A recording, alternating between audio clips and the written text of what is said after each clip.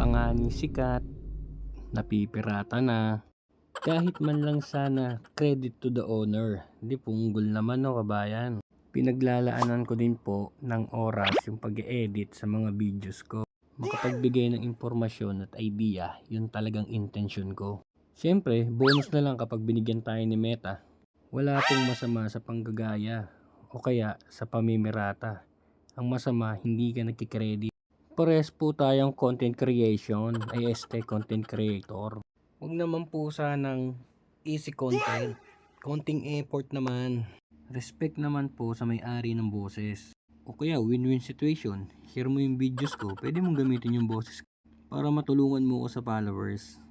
Pero hindi parang ako yung nagagatasan mo Very wrong kabayan, very wrong. Okay lang sana kung matutulungan mo yung inspiring na content creator. Hindi ko alam kung matutuwa ba ako or maiinis kasi nagamit mo yung boses ko. Ano ba? Isang karangalan ko ba na magamit ng isang mataas ang followers? Well, na-appreciate ko pa rin kasi nasama ako sa iyong page. Thank you, pero one is enough, two is too much. Masyadong hindi ka na nag-e-effort pag ganun. Alam ko hindi ganun kagandahan yung boses ko, pero nag-e-effort pa rin ako na mag-voice over para makapagbigay ng idea sa mga kababayan natin dito sa Greece. May reach naman ako kasi boses ko naman talaga yun. Lagi natin pairali yung respect. This is Enzo. Peace out. Aray ko!